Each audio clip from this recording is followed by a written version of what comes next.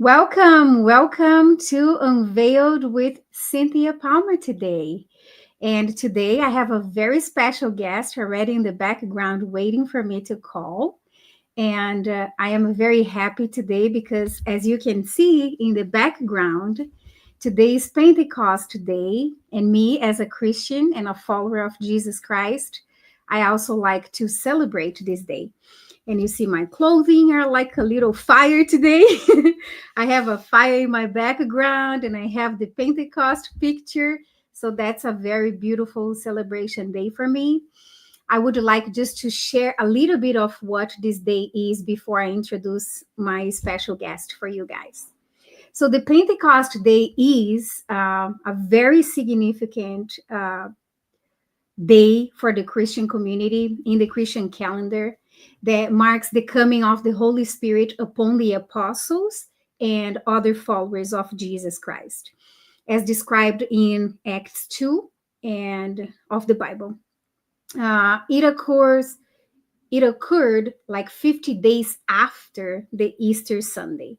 So the word Pentecoste in Greek actually means the 50th. So that's pretty much a very powerful explanation for what it is. It is a spiritual power that came in, is the birth of the church, actually the Christian church, when the disciples were empowered to speak in different languages and boldly preach the gospel. And also the Holy Spirit arrival, which the Pentecost celebrates the moment that the Holy Spirit descended like wind and fire. That's why I have the fire here.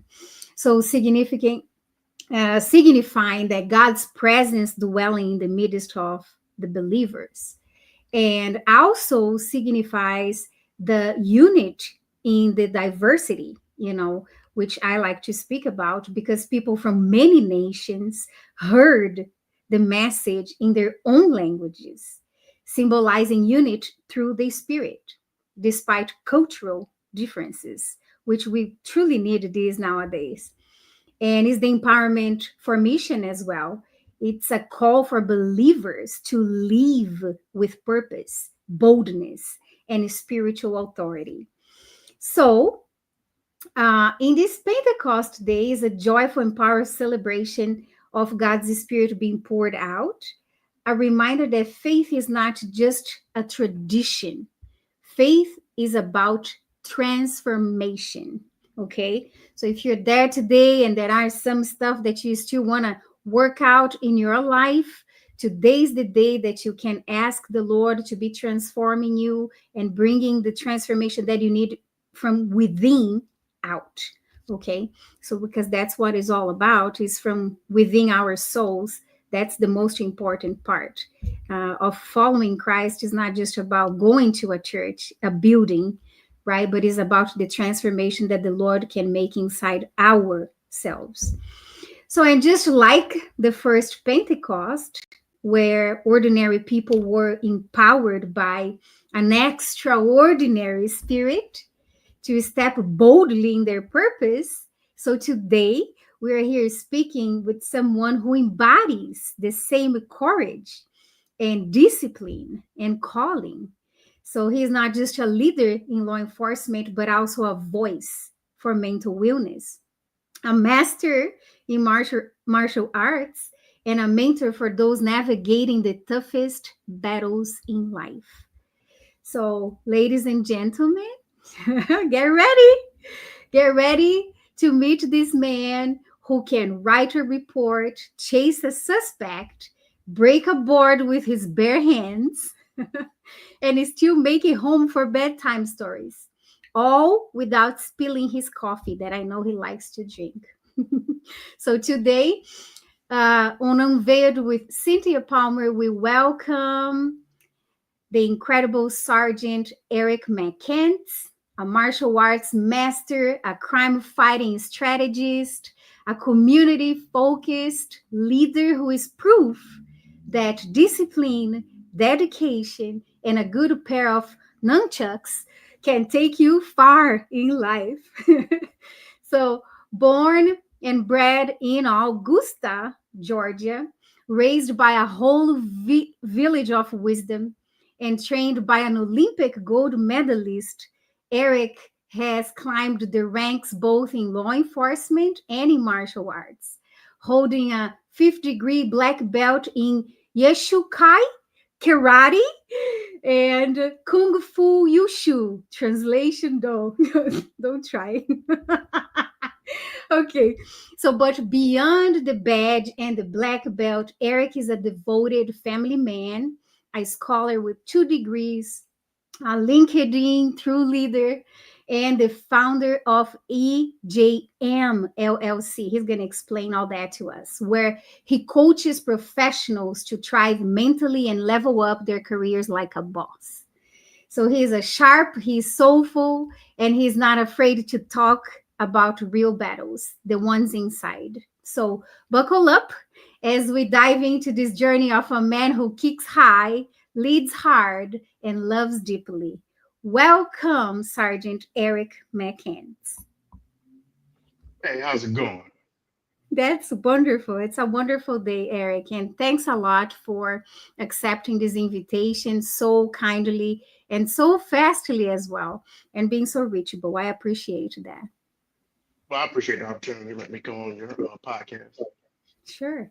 So let us talk a little bit about your background, Eric. Tell me where you were born, how was your upbringing, and everything about your faith and your degrees, everything in between.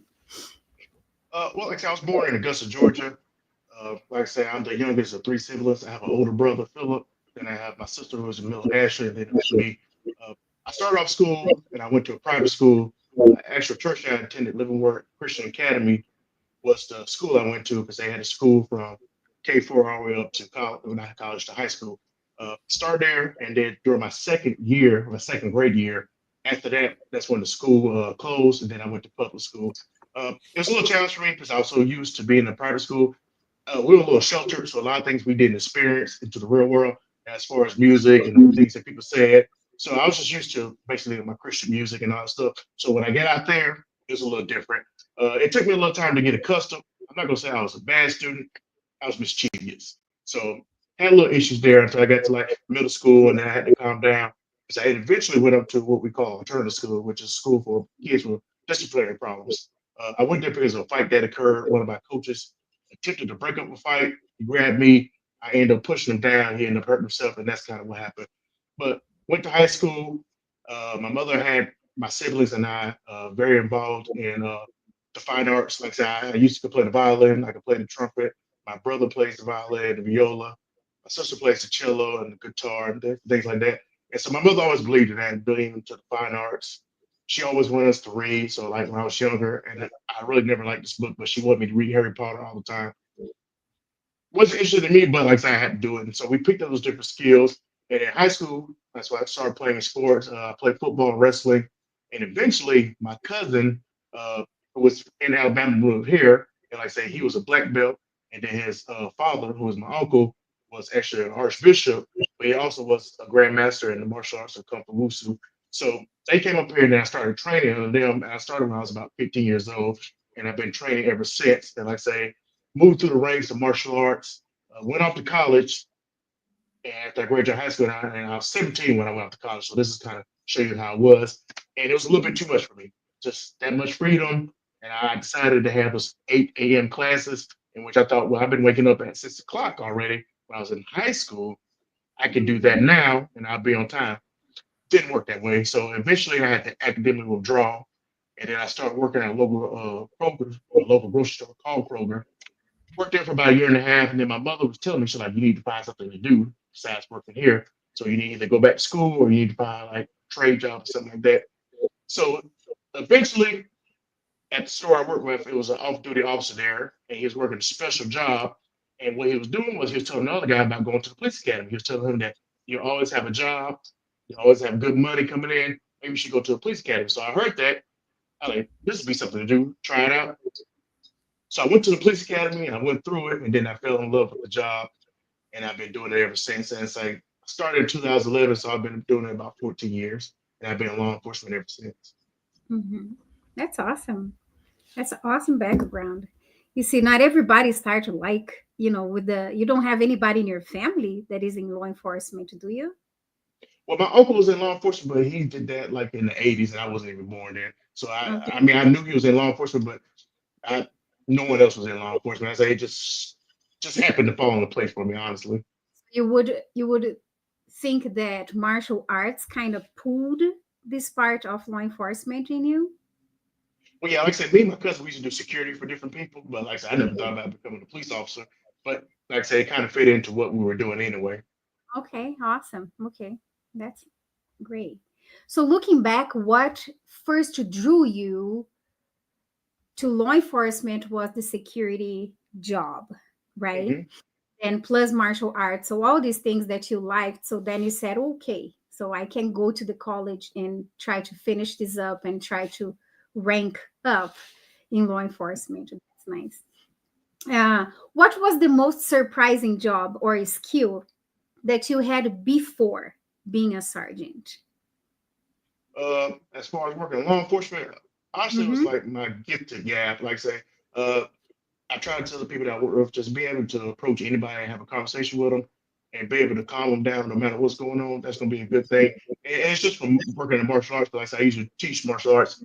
And like I say, kids are different. Like I say, some kids are going to be hyperactive. Some kids are going to be mellow. You're going to have some kids that's in between. You got to be able to communicate with all of them to help them get on the same page. And like, well, it doesn't always happen the way you want to, but you still got to be able to communicate with them.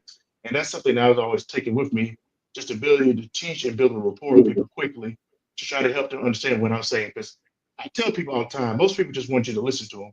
If you're a good listener, most time you're going to be a good communicator. It's people, especially when you're doing law enforcement, they just want to tell you what's going on.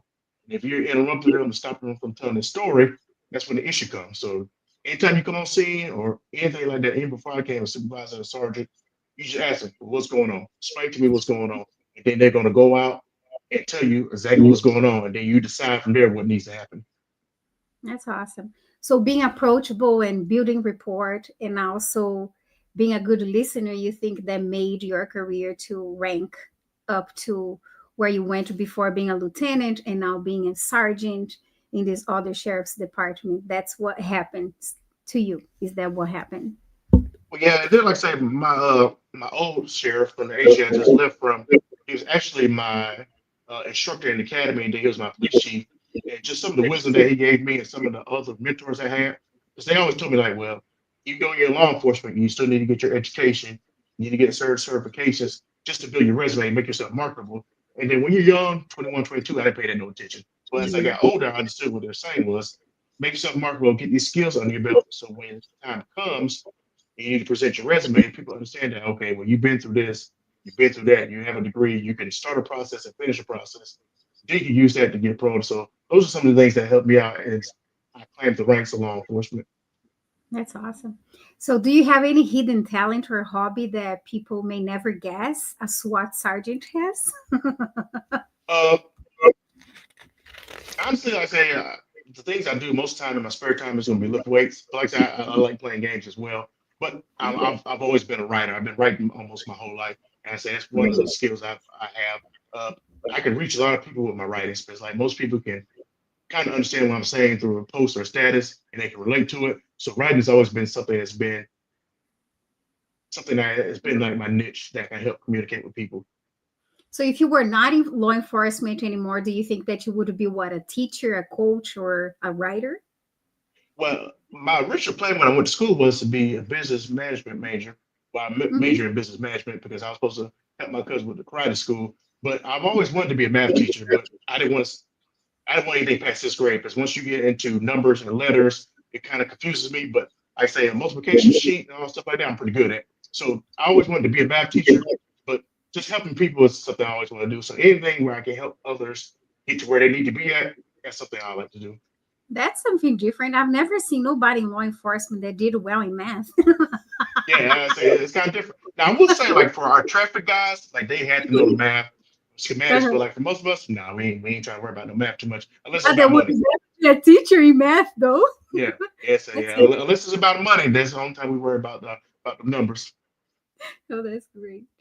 And what is one thing that you assume about law enforcement that makes you shake your head and laugh? Well, most people think that we're robots and that we don't have feelings. They think that we just go to calls and that after we finish with it, that's it. Like we can just erase what just happened. And like I said, a lot of times we carry all that stuff with us from call to call, but Mhm. we can't let it affect our job. And most people say that like, okay, you're a robot and you didn't feel anything. Like I say, we feel for you. We understand what you're going through, but after we clear your call, we got to go to somebody else's call and handle what they got going on. And we can't bring what we just seen to the next call. And most people just feel that law enforcement officers are just robots. They'll take your report and just go about your business. When most of us really care about what's going on. We really want to help you get through the situations that you're going through, but they just don't see that part. Like I said, we can't be out there on the side of the road. I mean, it does happen. We can't be out on the side of the road crying because we had a fatality. Like we actually have to handle what's going on. Like we got to make sure if the coroner comes out, the EMA comes out there, we make sure the report's done, make sure the family's notified. So people just think we're robots and we're not. When you say robots, are you like maybe referring to the point that many people see law enforcement people as too serious and too straight to the point, or they are very like for people they may sound rude, but they're just being objective? Is that what you mean by like a robot? Well, I mean it both ways. Like most people just think that we're just there to do the report and just keep pushing. Like we're there to sympathize with them or just handle the situation. And I tell people, I say, we understand what's going on. We're there to help, but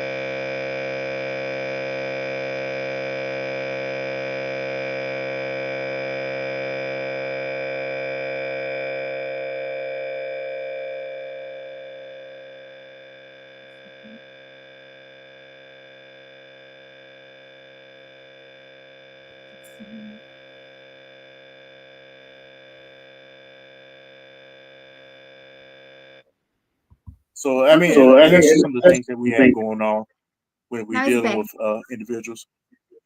The sound went like a bigger man all this time Yeah, and just came back now. So can you just go back and tell me a little bit about the robotic part? It became robotic. Okay. yeah. Go I ahead. say I don't know what happened. It might have been Now my it's better. headphones. The sound is even better now. Okay. Yeah, I say Awesome. my headphones might be doing something crazy. Okay. Now Can you it's hear me better. now though? Yes, perfect. Okay, all right. Yeah, Go so ahead. yeah, it might have been just the headphones. Mm-hmm. That's all right. Now it's all sounding beautiful.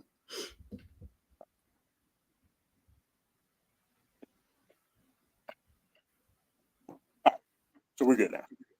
Yes. Sound is great. Yes, thank you. But yeah, I say that's just the situation that happens, and most people just think we're robots. It's like they see that we go to the call, we'll take our notepad out, we'll get their information, we'll Mhm. handle what we need to handle, and then we just leave. But like I say we just can't sit there because we have other problems that's going on. We got other people's situations to handle. We can't just Mm, sit out there and just be right. with you for the rest of the night. And that's the issue that people see sometimes. Correct. And you cannot be lingering in one situation that is not as serious if we have an emergency call coming and all that stuff too. Yes, ma'am. Yep. Okay, so the from the SWAT self mastery. So how did your journey happen from these tactical operations to life coaching? So how did you transition like that? Well, like I said, I've always been big on helping people. And my uncle, who's Archbishop, always said, helping others helps you. And like I said, when I go through different situations, I know that other people are going through situations. And basically helping them get through their problems is going to kind of help me out because it gives me some kind of sense of purpose. And so like I Mhm. try my best like every time I'm on like my social media account, LinkedIn, or I'm at work, just to check on people like how's it going, what's going on. But like I say, some people they won't talk to you unless you ask. Like they could be going through the worst situation in their life, and if you don't ask, you won't ever know. And like I tell people, I never want somebody to feel so alone that they can't reach out to me and talk to me. Like I say, any situation can be handled, but people got to know what's going on. And one of the issues, especially in law enforcement, that we have is that we tend to keep things in ourselves. And then when it does come out, it comes out the wrong way. And like I tell Right. people, I say communication is going to be key. And like I say, sometimes you don't have to talk. Sometimes, and that's why I say social media is good, you can just type it out. Like some people will prefer just to message me in my inbox and tell me what's going on than to actually have a phone call conversation or to sit there and meet face to face. And that's fine. But I say that's how it came into life coaching. But like I say, I'll put these messages out or different pictures about what's going on, like telling people to stay strong, you got this. And then I figured that and what I've seen that a lot of people are struggling, but they just don't tell people about it.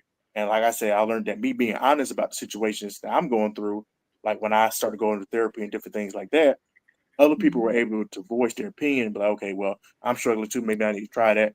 And then that's just how it came together. That is awesome. Yeah, that's good that you are reaching out for therapy too in cases or in times of need, because so many people think that just the fact that you're struggling in one piece of your life, because life is made of phases, right?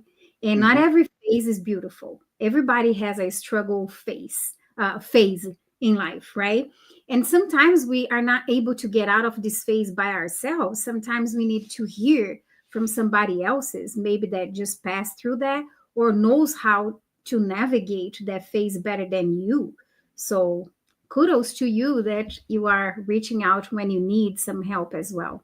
I think that this is very important for anybody out there listening right now in law enforcement or not in law enforcement, that you reach out for help if you need. Don't be ashamed. Don't be thinking that it's just you in life passing through some situation, because other people are also struggling, or other people are there to help you out. So just voice your situation to be helped. I think this is a good message for today too, right? And I want to attach this part of asking for help to a question that, for me, particularly in my family, this happened before with my father. But suicide, it's something that really calls my attention to talk about, because that's what happened in my house. And sometimes it's a tragedy that happens and you don't expect, you Hmm. know. And that's interesting that my father was a very funny guy. My father was always smiling. My father was always happy, like apparently happy. And when my father did that, it's like even some of his friends didn't appear in the burial because they thought it was a joke. Uh, because so much of that he could joke around and do all that stuff. So I do agree that not everybody that is smiling out there is somebody that is well. And I do agree that not everybody that is super serious is completely well either. So how in law enforcement, because I know that this year, I think alone, by what I was hearing from my coworkers, that 33 people in law enforcement committed suicide. What are the stats on this? What do you see that mostly cause a person in law enforcement that is always trying to do the right thing and teach the right thing come to take their own lives? Well, as far as the stats, I can't per se say how many law enforcement officers committed suicide, but it is a high number. And like I say, a lot of it just comes from the stress of the job. Like I say, we have a job that requires a lot of us, and like I say, sometimes it just becomes too much. And a lot of times, I say, especially in law enforcement, we don't have this thing where we don't want to reach out to people, and like I say, we feel like we help others, and we can't have a moment of weakness. And then we have the other component of it is that if we do ask for it, that they're going to take our gun and badge. And that's one of the biggest fear for law enforcement officers, because some people find their identity in the job they do. So they feel like their job is going to be threatened. They're like, well, okay, I'll just keep it to myself and try to figure it out. So it could be a combination of different things. Like they could be having issues at home, and then like the weight of work and all the stuff that's going on. But like I say, if you're working for a really big agency, if you're going from call to call and you're seeing all these dead bodies from either murders, suicides, wrecks, and all that stuff, it could play a part in your mind. And like I say, if you don't talk to people, it can eventually build up. And like I say, you can eventually commit suicide. So, and that's why I try to tell officers, I say, it's okay really not to be okay. Like people have those days where we're just not okay, but you need to figure out what you need to do about it. Like I say, and it's not going to come overnight. And I say, like, even for me, like I say, if I'm having one of those days that I'm just not feeling well, I try my best to find something that's humorous. I say, I believe in comedy. So I try to find a funny video, something that's going to keep me uplifted. And like I say, it might go away time I finish with that video, but at least for that moment, I'm feeling better. But for law enforcement officers, like I say, we just see suicide a lot in the community. But like I say, it becomes too much. Because like for us, like I say, we have some of the highest divorce rates. I say because this job is really stressful, especially if you're doing it for an agency. If you're in one of those agencies that has a lot of call volume or they have a lot of basically action going on, it could be a lot for an officer. And if you don't have a way to decompress or get away from the job, eventually it could build up. And like I say, I still remember some of the wrecks I've been to. Like I say, some of the things I've seen as far as like juveniles being hurt and different things like that. It could be a lot if you don't talk to people. So that's why I tell people you got to find an outlet. And like I say, it doesn't have to be a therapist. It could be somebody that you go to church with. It could be just a random person, or you could just write a diary. But you got to find a way to get it out. And most time with us in law enforcement, we tend to keep it inside of us, and that's where the issue happens. Right. Yeah. Yes. Thanks for sharing that. And I am learning currently in the agency that I work for. I'm learning a lot. It's like maybe some of the people don't even know that I'm learning this, but I like to see when somebody's in a higher position to be humble. To be humble enough to speak of their mistakes, to speak of their weaknesses, to speak of their life experiences, and the patience that majority of the people that are already about to retire in law enforcement, let's say, they have a different demeanor and they have a different behavior of the new officers, if you will, right? They are more patient, they can listen better, they they know how to more calmly uh, piece the situation out. And also, I think they are not afraid, like you said, to speak of their own weaknesses or their own shortcomings, because they pass through all the whole shebang and they don't have to be showing work to people any longer, right? Mm-hmm. Because when you're young, I think you have to show so much work and for you to, rank up, that all these things kind of stay in the background, you know. So I have been seeing some things that are really kind of catching my attention and helping me. I'm not of a very young age either, but it's helping me in my career to be looking at that and say, yes, that's fine. You have weakness, it's okay. It's okay to make mistakes sometimes, and it's okay for you to ask for help when you need, right? So, and I appreciate that you are sharing this too, because that may be helping so many people listening to this podcast somehow. And hopefully, one person, if it's one person that we can take out of the whole, that's a blessing right there, right? Yes, man. And like I said, sometimes all you can do is just reach one. I say you can't might not reach the master. If you reach one, I say you still did a good job to me. There you go. There you go. I agree with you on that one. So tell me a little bit about this SWAT and the crime suppression job that you perform. Okay. Well, yeah, I said my old agency, I was part of the SWAT team. I said my current agency, I'm not on the SWAT team right now, but I said I have tryouts for it in August. But basically, what crime suppression is going to be a proactive patrol unit. Essentially, if you're having problem in the area, they're going to deploy my team to the area. So if the area is having a lot of burglaries, a lot of drug problems, gang problems, what they'll do is they'll put my team into play. We'll go out there and we'll try to deter crime in that area. So if that means locking people up for warrants, off traffic stops, trying to catch people that's trying to break into houses, different things like that, that's kind of like what we do. Uh, the best way to describe a crime suppression team is going to be the multi-tool of the agency. So if something's going on, like if they're having a lot of speed complaints, we'll go out there and handle that. I say if we're having a lot of domestics in the area, we'll go out there and try to solve that problem. If there's a lot of drugs going through, we're gonna go out there and try to get the drug dealers. So that's basically what we do. So we're going to be a high volume proactive unit. So one of our biggest thing is that we look for people that's wanted. So like we have a lot of warrants in the system for people that have felony warrants. We'll get the warrant list. We'll try to go ahead and clear those up.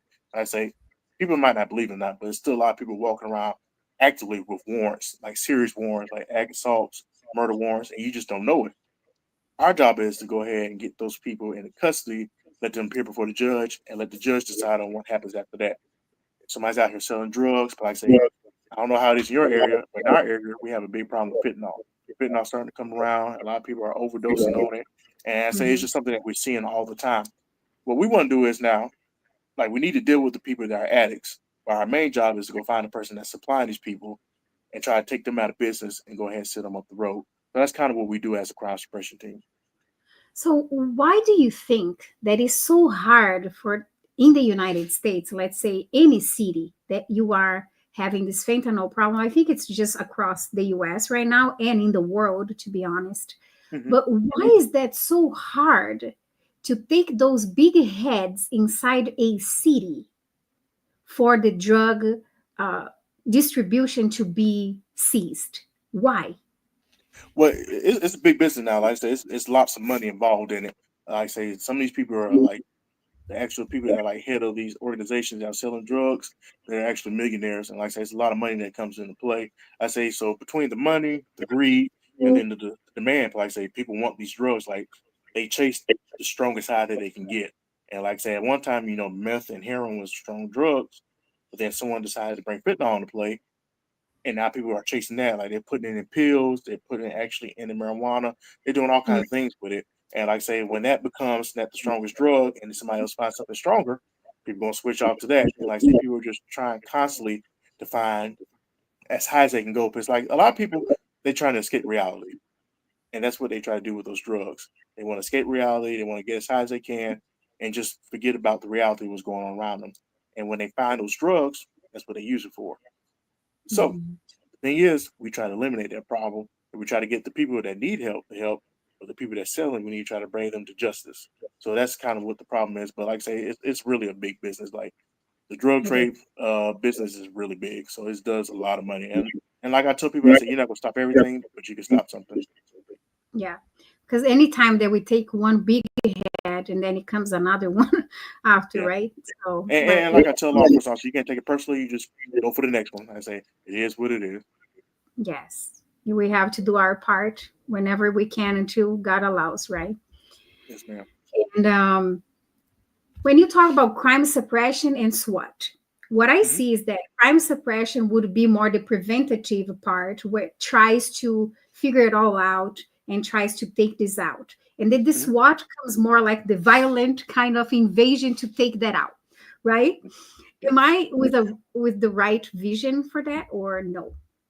Yeah, well, like I say, most like for us, like SWAT is not a full time position. Like most times, the SWAT team is going to be made up of different people from the agency. So if something Mhm. comes on that regular road patrol, even crime suppression can't handle, like you have a barricade subject, or you have a active shooter or something like that, or you have a person that's barricaded or took hostage or something like that. That's where they're going to deploy SWAT. Because like I said, you're going to be specially trained in these different things. You're going to know when to Mhm. take the shot. You're going to have different tools to help bring these situations to an end.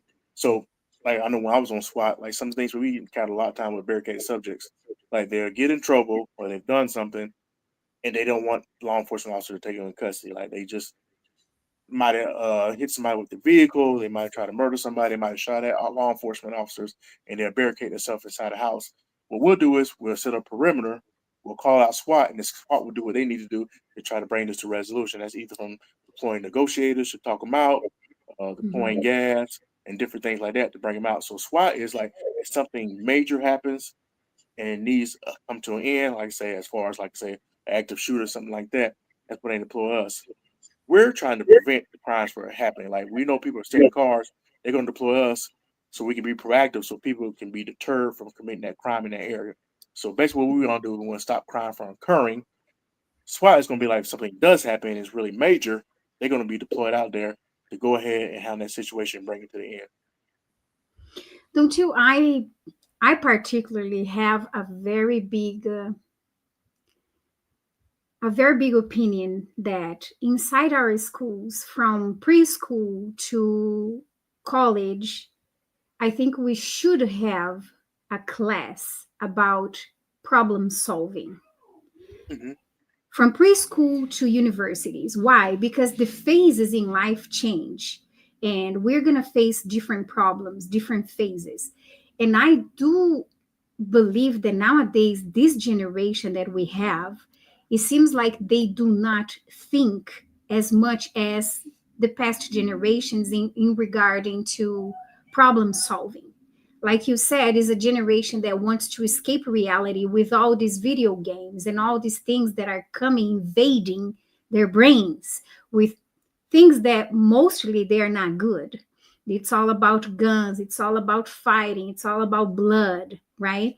So do you agree that we are in need of something else in the teaching department for our kids not to grow up to be criminals?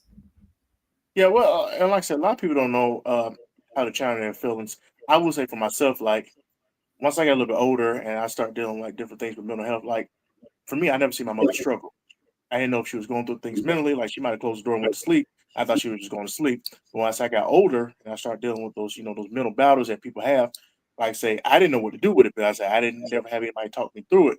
So me, I just try to figure it out myself. And for the most part, writing it down and going to therapy will help. But a lot of people just don't know what to do with the emotions that they're feeling. I say they don't know how to channel them. They don't know actually what's going on. Like they don't know who to talk to, what to do to get that emotion calmed down, and then they just act out. So like if someone pisses them off so bad, like yeah, this person pisses you off, but it shouldn't piss you off that much that you need to get a gun, destroy somebody else's life and your life. And we got to find a way to challenge that. So having a class or learn people where people can come in and you can teach them how to handle their emotions or to at least calm them down and take like maybe 10 breaths before they act. They'll think about it. But I say some people just act on an instant and then their whole life is messed up. And that's some of the situations that we see all the time. Like they're impulsive thinkers. And then like say they don't try to see the whole road. They just see what's right in front of them. And then by that time that's over with, it's all gone now. So having those type of classes where you can get people to just say, hey, stop, think about it, and then act will help a lot of people out. Because a lot of people that say, "Oh, well, you did this to me, I'm about to, retaliate." I say, "Okay, Right. maybe I don't need to retaliate right now. Maybe I just need just call the police if it's something that serious, or maybe I just need to leave the situation for a little bit, and then maybe later on down the road, a couple of days later on, we can revisit, talk about what happened, talk about what I didn't like and why I didn't like it, and then see if we can move forward." But some people, I say, you do something to them right there, they got to handle it right then and there. And I say that's not always the best case, but I say it gets you in something that you're not going to be able to get out of. Right. And I agree with you, like going inside and out jails, talking to people and everything else. That's majority of the people, they regret Mm-hmm. their bad thinking or their bad act, like there was, in the highest of their, action. So that's definitely thinking before acting. It's Yes, ma'am. absolutely important. Yeah.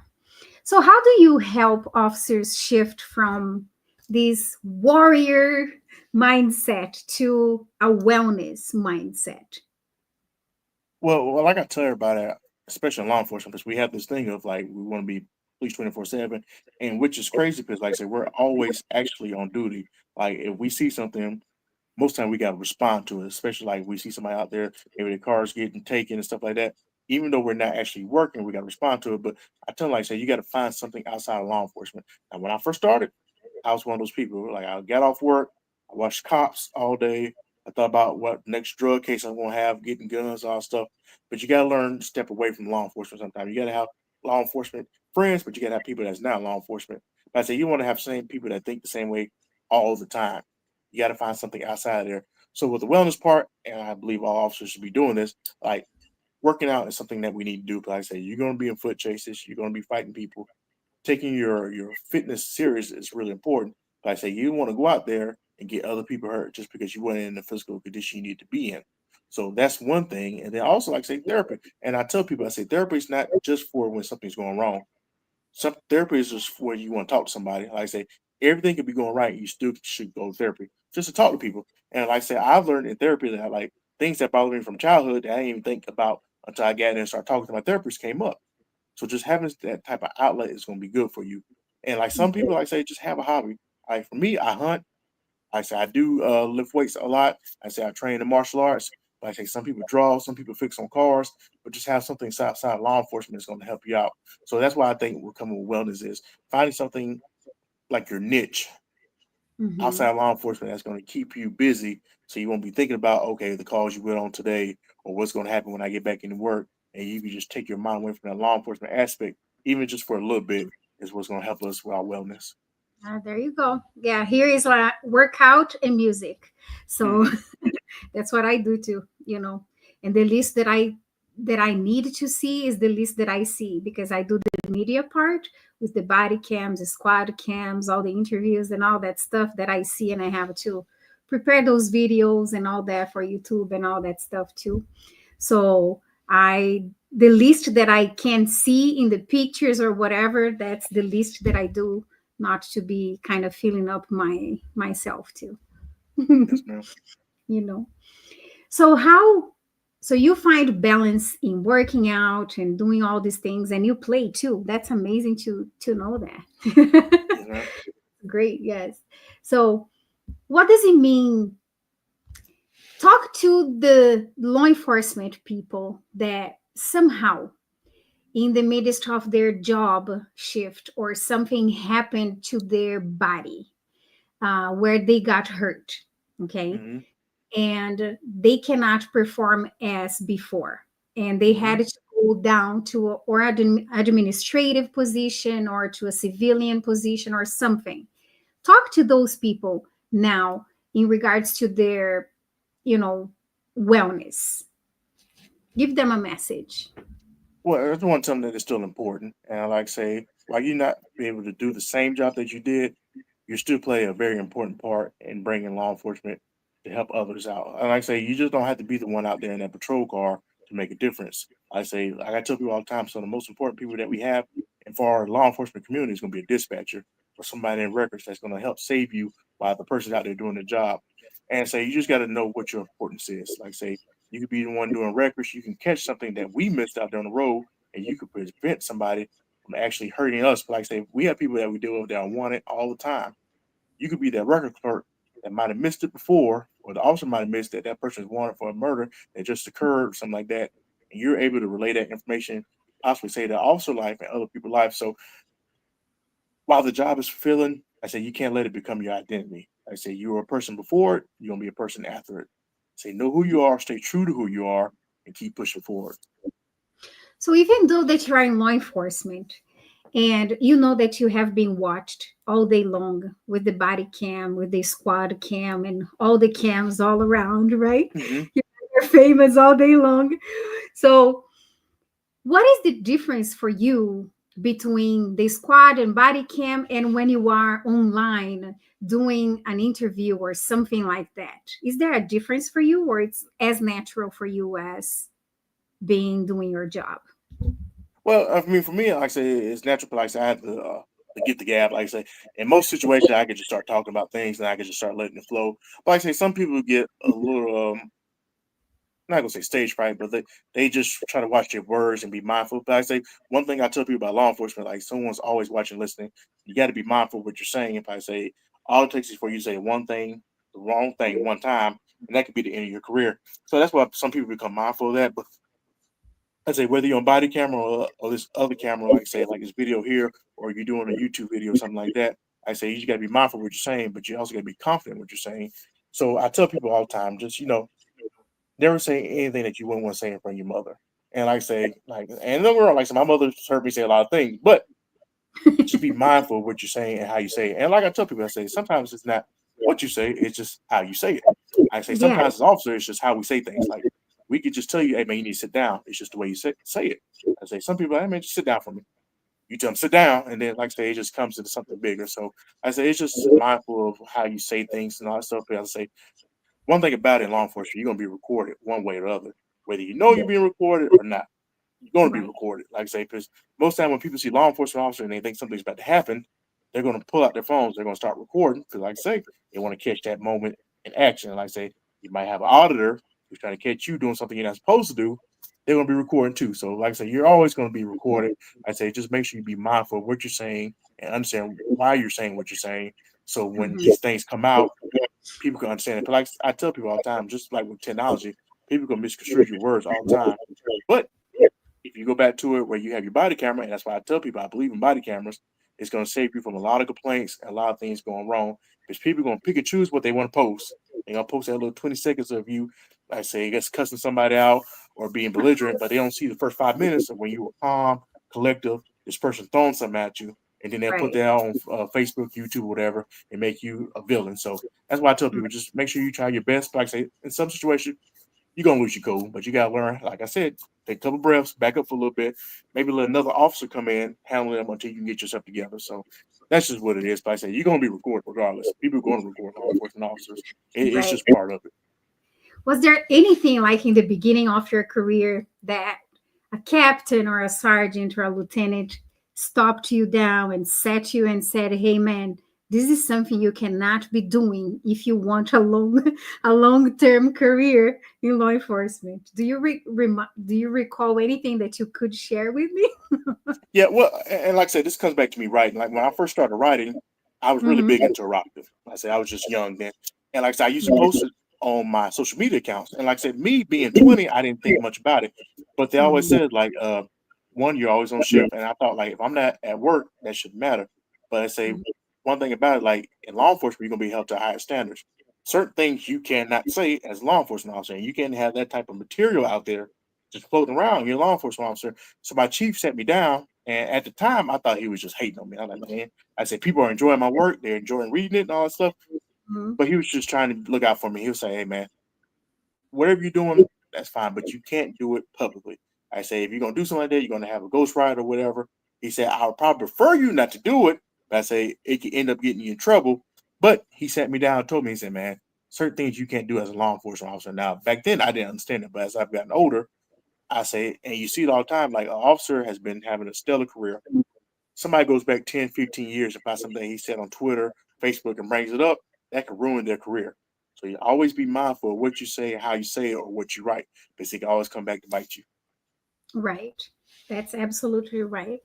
And thanks for sharing that. And is there a why, like a reason why you chose that genre of writing? Or because, as far as I know, you were brought up in the church, right? Yeah. So is Well, that a reason why you chose this genre, or is just something that happened, or it was kind of happened like I was in high school and I used to write love letters all the time. And then, like uh, say, my mother used to have these books. I don't even know the name of these books, but they used to be out just with the guy on the pony, not the pony, the guy on the horse and all stuff. And I used to read it when I was in the bathroom, just different things like that. So essentially, how I came up, I just started writing like that. Then I found that people were interested in it. And I say back in the day, I was really big in the females. Like I was just one of those guys, and it happens to a lot of law enforcement officers. You put on a uniform, it happens. So that's how it right. happens. And then like I say, it became a fan base type thing. And like every week, I was putting out notes, and people were asking for it. And then like I Mhm, say, you get like that certain thrill from it. And then like I say, it got out of control. I say, mhm. then you just had to stop it. But like I say, that's kind of how that writing started.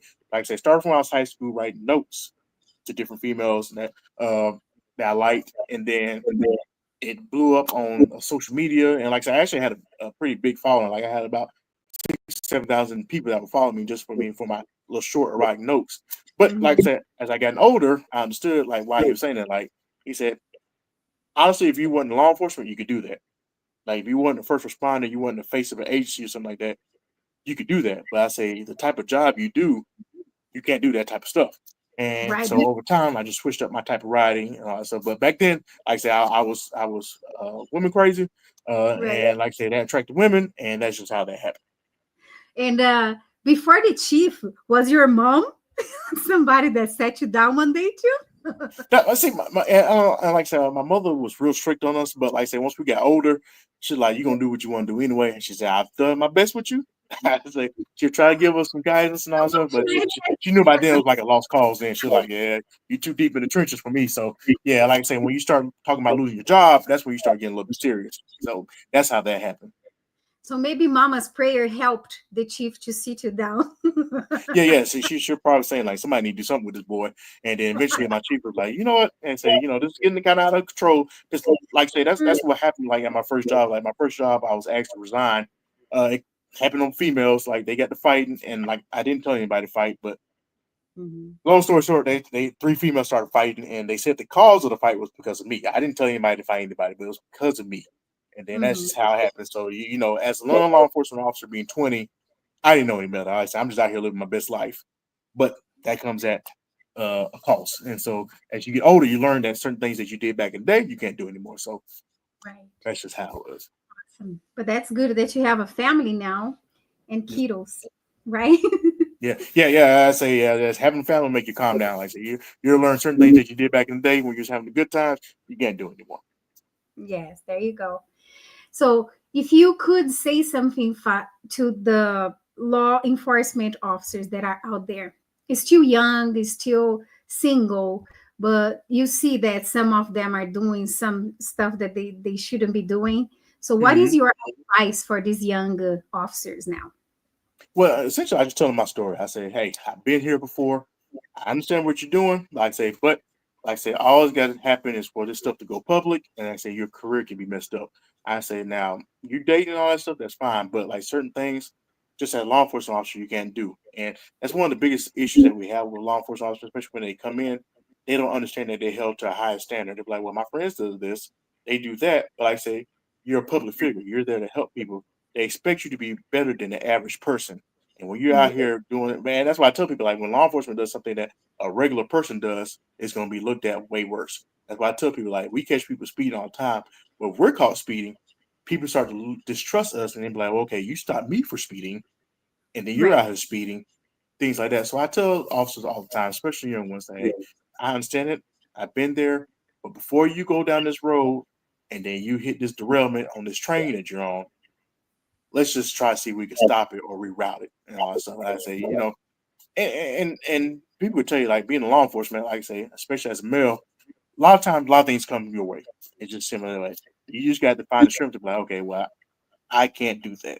And so it's kind of hard, especially being young. Like I say, you don't know how to turn things down. But once you get a little bit older, you be like, okay, well, I got other things. Like I say, I got my pension to worry about. I got my family. I got my kids.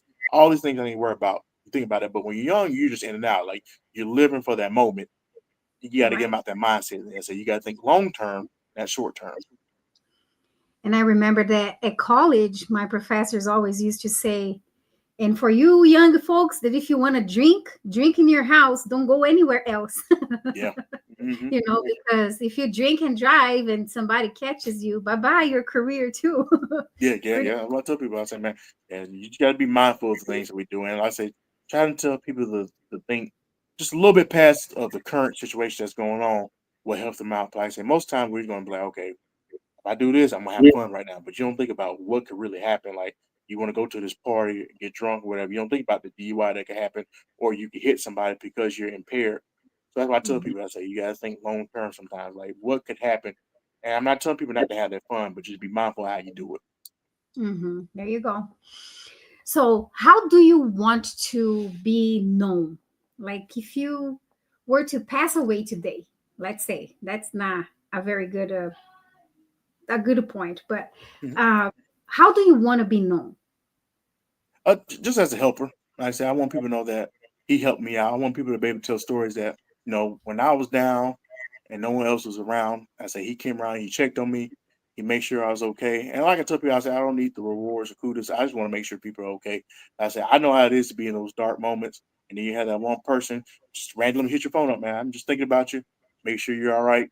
That's the type of person I want to be remembered as. As a person that anybody can come talk to, sit down, Mhm. have a cup of coffee, and then with me, and then we talk about what's going on. Then they don't have worry about me just going out there telling the business. They know that I have their best interests at heart. That's it. Do you think that sometimes people may be a little not offended, but do you think that to be very honest and sincere sometimes can push some people away? Well, yeah, well, some people feel like if you're just too open and honest, that you're just looking for attention.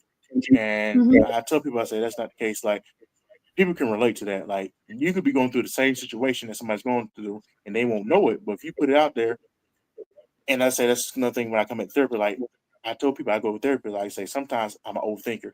Like I'll get to overthinking about situations, and I always think about the worst that's going to happen in a situation, and then my head just gets to going everywhere. And I told people, I said that's why I go to therapy, just to help calm me down. Like I say, it's not like I'm always out here on the edge, but like I say, I need somebody that I can talk to about the situation that's going on. But some people think you're just looking for kudos and stuff like that. I said, no, I want people Mhm. to be able to relate, and then if they need to come talk to me, maybe they can understand what I'm going through and they can help me. And that's why I tell Right. people like sometimes when you help others, it's going to help you out. So that's just Yeah. why I think that. But some people think that you're just out there looking for credit or you just want people to feel sorry for you, which some cases that is the case that people want you to feel sorry for or have some sympathy towards them. But others are just trying to get the story out there so people can understand it. And that might be their way to vent. Like sometimes telling their story, it's just they want to vent that way. So that's just how it is for some people. But I do believe also that not that we have to live in fear, right?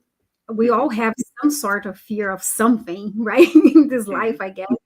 But um, not to live in fear, but when you are in law enforcement and you see so many things, don't you feel that you kind of block your children to do some sort of stuff that normal people wouldn't do it? Because Wait, yeah. I keep Well, you try myself. to teach them to be Yeah. mindful of their surroundings. You want them to be a little bit look for different things. Or like when you see people arguing, you can see somebody becoming like over aggressive with somebody. Like that's the type of things we tell people to look for. Like, okay, you see this is about to happen. You probably should get out of that store. Or you should probably get out of the restaurant, or go ahead and call the police. Just be mindful. But some people you'll see, that they're just oblivious to everything in the world. Like some people, they just see the world and what's in front of them. They don't pay attention to their surroundings.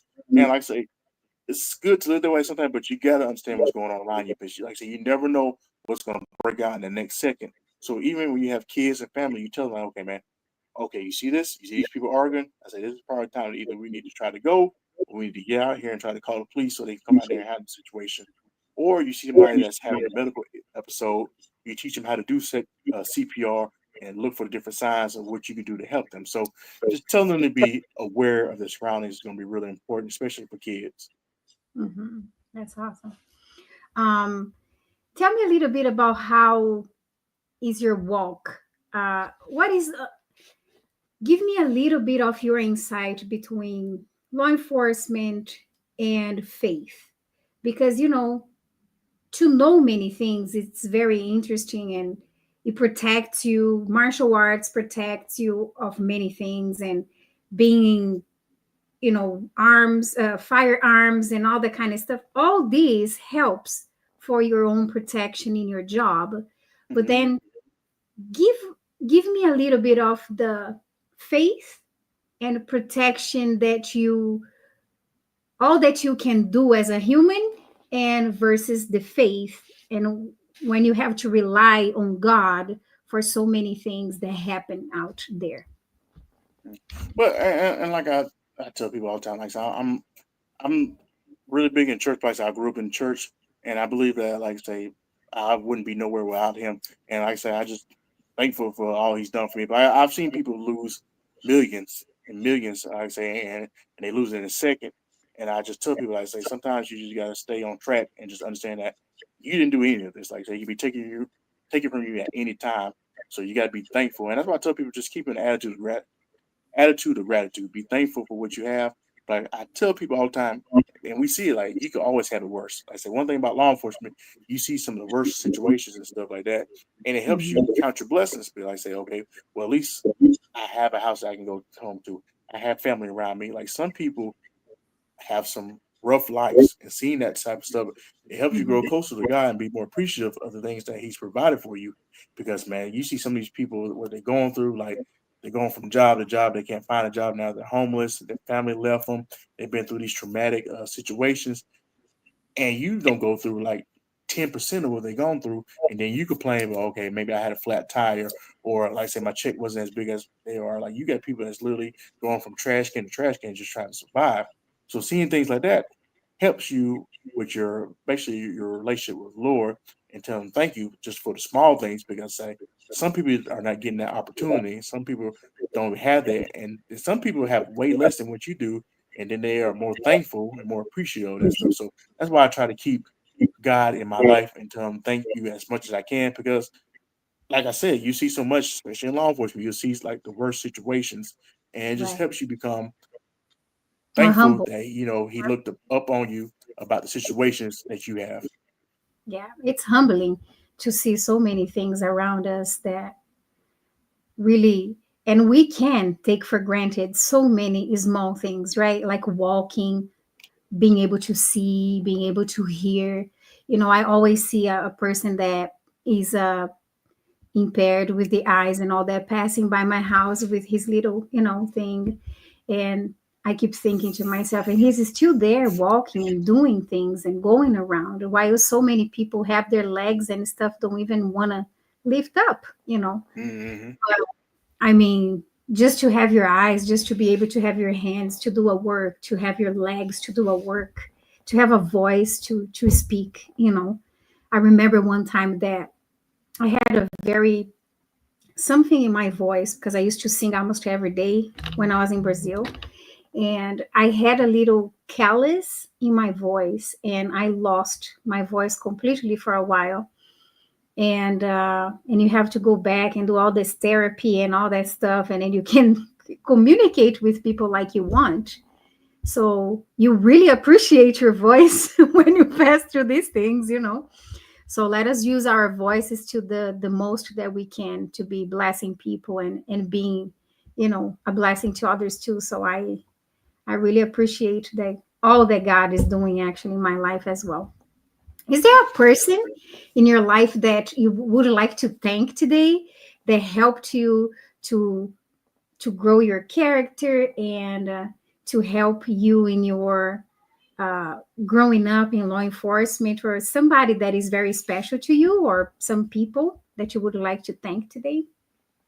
Yeah, well, I mean, it's been several people that's played very important parts in my life. But like I said, my uncle, he's passed away, but he was an archbishop, and like I say, he was straightforward when he taught, and he always taught us, like I say, I believe men need to be men and all that stuff, but he said also be gentle and kind. Um, Mhm.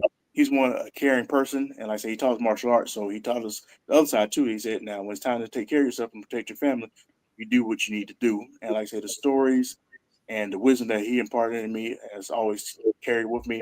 My grandfather was another person. He passed away also, but like I said, he was a protector of the family. Like I said, he was a head person. If anybody needed something, he was going to be there for you. And then, like I said, my mother, she's always been there for me. She's always cared for me. She might not always agree with my decisions, but at the end of the day, she's always going to be my mother. She's always going to look out for me. She's going to give me her opinion, but she's going to do that daily. She's going to tell me what she thinks about it. But I say those are just a few people I say, because all my family's been great.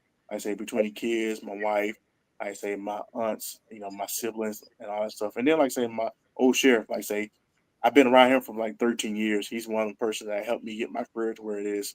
He's the one who told me that, hey man, you need to go off and get supervision. You need to go get promoted. Because there's certain divisions that like I said, I didn't want to go back to, but he said, just try it out, get promoted, see what you're doing. He told me to go get my education. He said, if you Mhm. want to, go ahead, start writing books and all that stuff. He pushed me to be a greater person than what I thought I could be. So those are just a few people. That's awesome. That's awesome. It's always good to have those that help us to, you know, cross the roads and pass through the hustles and the, you know, the thorns in life. That's for sure. Yes, Yeah. man. And what is the hardest part of being law enforcement and going back home in a hard day? How did you unwind from a very tough day before you went home? Say honestly, for me, I, the hardest part for me in law enforcement, and that, hold on one second, I gotta, my radio be Sure. one second. Hmm.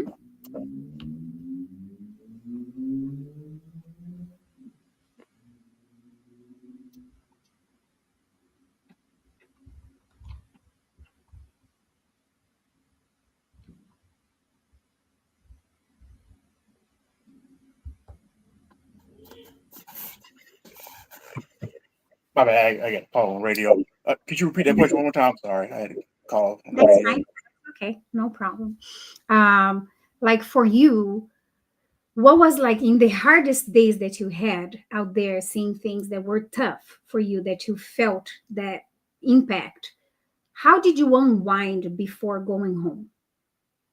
Like I say, most time you're gonna talk to your friends, but like I say, for a lot of law enforcement officers, seeing children injured or hurt, that does something, especially if you have a child. And like I say, a couple of years ago, I was called to a vehicle wreck that involved the SUV that got ran to the back of a semi truck, and then the SUV caught on fire. Well, everybody got outside the vehicle, but it was the two parents and two children. I can remember the scene. Like we had a canine officer. He was actively working on one of the kids doing CPR, but the child had already passed. One of the parents had broke their back. The other one had like severe leg injuries and all that stuff. It was a chaotic scene, but after we got all cleared up, like I said, we were like, that's a lot to deal with. So essentially, what we did, like I said, we just started talking to each other. Like it wasn't even about the wreck, or whatever, but just trying to laugh and try to get past that situation. But I say, you want to keep your spouse and your kids informed of what's going on, but you don't want to come home and dump that on them. Like you don't want to come home and say, okay, well, I seen this guy hang himself, so because that could traumatize them. So Mhm. you want to try to get that stuff taken care of, and like I say, you want to at least let them know what's going on now, because you don't want to keep them in the dark, but you don't want to give them too many details. Like I say, too many details can have them thinking about situations that they don't need to be thinking about. So you try to take care of it before you get home, and that's why I say, like, if you have a therapist, you might can go ahead and give them a call on your way home. Like, okay, man, that's what I got going on. If you have somebody that's in a church or pastor or something like that, someone that you can just let know that, okay, man, I just had a really hard call. It's really rough. I say, can you have a few words of encouragement? So what I do is, like I say, I'm really big into music. Try to put on a good track that I know that can help calm me down. Like I say, classical music has always been that way. Like either some Mozart or Vivaldi, put that on. Try to calm down. I say, try to work on my breaths, taking 10 deep breaths, and then try to Mhm. walk in the door and try to still be mentally there for the people that I'm coming home to. But sometimes, like I said, we get disassociate really quickly in law enforcement. Like you be talking to somebody, and then like I said, you'll think about the call you just went on, like you just seen somebody that got shot in the head, stuff like that. So just trying to Yeah. stay focused on what's in front of you is really important. But that's some of the things I do when I have horror calls. Awesome. Yeah, that's always good to unwind it this way. And maybe just tell your spouse, if today you can take care of the things in the house, I would Yeah, yeah, appreciate yeah. You still gotta make sure you take care of home. Like I say it. sometimes we'll forget what's going on at home, and like I said, we be so worried about what's going on outside. Like you gotta still manage what's going on at the house. I know, yeah, because you come back and you all that this Yeah, yeah, yeah, yeah. And make sure did you keep that. it in order. Yeah, right. So is there like a day that you remember that it was clearly God that did something for you in your job? Do you Well, yeah, like I remember? said, man, it was a situation like when me and my partner we stopped the car. The guy ended up having drugs in the car, but essentially, like he tried to jump. What he did, he jumped back in the car and tried to take off. And this was me just being a little young officer. I put myself through the front driver window with him, and just happened, as a lo and behold, to grab the key from him to turn the switch so he could put the car and drive over me in the window. So that's just one situation that I'm always thankful for. But like I say, if he would have took off in that car doing 60, 70 miles per hour, and I would have, you know, been thrown from inside that car, I could have hit my head, could have had serious injuries or even death. So things like that is something that I think about all the time, that I knew that God was with me when that happened. That's awesome. Is there like a scripture that you always like to cite in difficult calls that you're going to? Well, actually, John 3:16 is something that's always going to be very important for law enforcement officers. Like I say, that's just something that we keep near and dear to us. But like I said, me, I don't really have a favorite scripture, but like I say, like Jeremiah 29:11 is always one that I read a lot. But like I say, you see it all the time.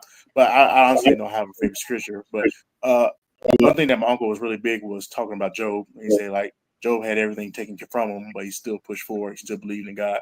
And I tell Mhm. people all the time, like, you never know. Like, you could lose everything, I say, and then like that's when your faith is really gonna be tested. Like it happens all the time. People lose everything, and some people, like I said, they just they forget it. I said it means he didn't love me, but sometimes it's just your faith being tested. Like sometimes it just happens. It's just the way of the world. So Job is one person that I think about in the Bible. Like, okay, well maybe I didn't get this promotion and all that stuff, but he lost everything and he still believed. So, yeah, that's true. That is very true. And it's hard to think about the fact that he was the richest guy in there, Mm-hmm.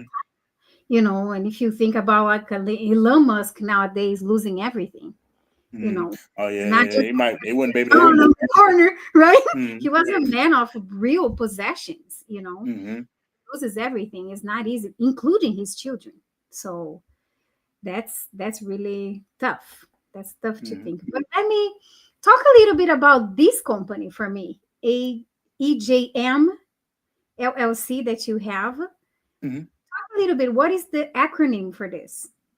It's just my initials of my name. And like I said, Oh, essentially, like I said, when I started doing my life coaching and all that stuff, it was just a brand that I put my stuff under. Because, like I said, you got to have a business when you start doing that, things like that. But it stands mhm. for Eric Jerome McCants, and then, like I say, that's the business license that I have. So when people are trying to reach me for my life coaching, they'll go through that. And like I say, I'm in the midst of publishing a book. So once that's finished, I have all that done through my company with my business. That is awesome. Is there like a name that you can share already or no? Oh yeah, yeah. So I've already put it out there. It's gonna be Young, Wild, and restless, and say it's essentially about me being a young officer, being 20. Um, but I was, like I said, I was young, wild, and reckless, and Mm-hmm. just the things I went through being a young officer from when I was 20, 21, and my first law enforcement job. How eventually, like I say, being young, wild, and reckless, ended up me being forced to resign out of my first job. Like I wasn't fired, but he said you need to go ahead and resign, get yourself together, and grow up. So that's essentially what it goes to. It talks about the problems with females, being a young officer, speeding around, not taking the job seriously, knowing that I'm being held to a higher standard. Talks about Mm-hmm. all that in the book. So that's what the book's gonna be about. That is awesome. I do believe that this book is gonna help many young folks Yes. out there, because we just talk about, because normally the young people are the ones that have all the energy, the body, and the strength of doing this Mm, job. Right? They're out there, they want to do it. They think everything is wonderful, everything is so catchy, everything is so right amazing. But at the end of the day, when you are young, facing all these things that people see to, they start kind of running to drinking and maybe other stuff that we don't see on the surface, right? yeah. But all of a Mm, sudden, boom, it's oh, this officer was drinking and then he drove and then somebody caught him. And that, oh, this officer was doing drugs here and there. So all these things is not good for this kind of profession. Mainly is not good for anybody anyways, right? yeah. But in this Mm, profession specifically, we are really held very high. We cannot have speed tickets. We cannot have, drinking problems. We cannot have even eating problems, right? Because yeah. you have to keep yourself together for energy and all that stuff. So, absolutely, I think this book is gonna hit the nail for real in law enforcement and in other professions too, where people are held high too, like in businesses and stuff like that. So, that's a good that's good to share your experience with others. Yes, ma'am. Is there anything? Is there anything that you want to speak to the world today? Um, Leaving a message of Eric McCants for anybody that is listening to this podcast today. Well, one thing I always tell people about is just leading with grace. Like I say, you know what you've been through. You know how you were when you were younger. I say, just lead with grace. But I say, some people are going through a situation, and like I say, they've never been taught right from wrong. I say, you've been in that same situation. Teach them the right way. I say, tell them that, okay, man, maybe you shouldn't be doing this. Because one thing about being a supervisor, I tell people all the time, you got to be firm. People got to know that you're serious, but you got to be fair. So that's why I tell all the time, and that's like one of the subjects I speak on all the time is leading with grace. But I say some people just need a little grace. I say we all messed up. I say you can remember when you're younger. I say you mess something up, your mama get on to you, but eventually she'll give you a little grace. But she understands that okay, where you're 10 years old, you're gonna do crazy things at times, but we're gonna teach you so you don't have to do it the next time. I say, and that's why I tell people all the time, like try to help people become better than what you were. But some people don't want to see you better than them. They're okay if you're beneath them and then if you're doing all right, but once you pass them, they get upset. That's why I tell my guys, I say, I want y'all to see what I'm doing. And I tell them all the time, I say, go out there and get the education, get those supervision things so you can get promoted and do what you need to do. I say, some people don't want to see others do better than them. But I say, I always do. So that's why I try to lead with grace with everything I do. Amen. That's a good advice right there. And apparently, from the book that you're writing with your past experiences to now, you learned your lesson. Yes, ma'am. Yeah. It was a hard lesson, but I learned it. You truly learned your lesson, and you made your name, uh, better, and your career went up, right? Yes, ma'am. And you ranked up. So I am sure that you are still keeping the standards of what you learned and keeping passing this to the newer people. It's a blessing too. Now you can instruct people, in your failures and your losings and all that kind of stuff. And now you can instruct people not to do the same. And whoever listens, it will be blessed for sure. So I appreciate you, Eric, to have really taken your time from your family today in this Pentecost day. Yep. I hope that the Lord pours out all this bunch of blessings upon you and your family and the fire and the wind, and then He can blow this book all over this world, helping new officers and people that are passing through the same as you passed through, and that can bless them, and that your book can really become a big thing to help others. Okay. I thank Yes, you ma'am. very much for this time and everything else. So I'm gonna be advertising your book as well when you put it out, Yes, and ma'am. then just send me the picture and everything when you have it, so I can put it out there for people to also purchase. Yes, ma'am. I Okay. really appreciate it. Thank you very much, and tell your wife and children too that I thank them as well to have shared you with me for a little bit. Yes, ma'am. I most certainly will. Yes, thank you very much, Eric. Have a All right. blessed day. Mhm. Bye bye. All right.